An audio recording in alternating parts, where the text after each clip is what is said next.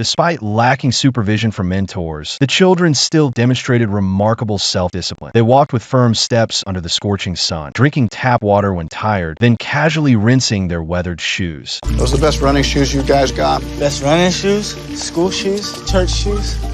Although Danny couldn't keep up with his teammates' pace, he still gritted his teeth and persisted to reach the finish line. Soon after, they welcomed the 1987 Palo Alto Invitational. Coach White purchased new running shoes and uniforms for the team members at his own expense. This unexpected surprise brought brilliant smiles to the children's faces. The privileged students from Slee High School united to mock them. Yeah, they can't run without a cop behind them. Or a Taco Bell in front of them. And this blatant discrimination made Thomas, their leader, very upset. With the referee's gunshot, the competing teams officially set off toward the distant mountains and fields. During the long run, Thomas harbored an unyielding determination from the very beginning that he suddenly accelerated on a beach section, attempting to overtake his opponents. Yet, athletes from other high schools joined forces to obstruct him. Thomas angrily pushed them aside and sprinted with all his might toward the leading position. Yet the continuous uphill sections left him exhausted. These children, accustomed to running on flat ground, were completely unsuited to mountain challenges. They suffered a crushing defeat in their first race, naturally drawing merciless ridicule from other students that on the way back. Coach White removed his sunglasses and apologized to the children with utmost sincerity. He said the failure in this race was not because of them, rather because he hadn't scouted the course beforehand. He encouraged the children to believe their abilities extended far beyond this, and their future extended far beyond this as well. After learning from their previous failure, White began leading the team members to practice mountain running techniques in sand dunes to adapt to different terrains. After just one round trip, Danny was nearly exhausted. Yet White insisted they practice until it became second nature, until they could easily face hills. The students ran lap after lap on the small hills with great effort. When everyone finished running and stopped to rest, Thomas didn't stop. He loudly questioned White about how many more laps he wanted them to run, 10, 20, or 100 laps. Thomas believed they were born to be pickers, and their fate could not be changed by this impoverished McFarland. Everyone's destiny seemed predetermined from birth. Even their most strenuous efforts were merely powerless laments against an unjust fate. Feeling it was all meaningless, Thomas ultimately chose to quit without hesitation. When White entered his home with a troubled mind, he suddenly realized he had missed his daughter's 6 o'clock birthday party and forgotten to pick up the pre-ordered birthday cake. But he tried to compensate for his belated paternal love with a simple, "Happy birthday." Yet this perfunctory attitude didn't earn his daughter's forgiveness. His daughter locked herself in her room, crying silently, ignoring her father's calls from outside the door. White had no choice but to drive alone through the night, trying to dispel the sorrow in his heart.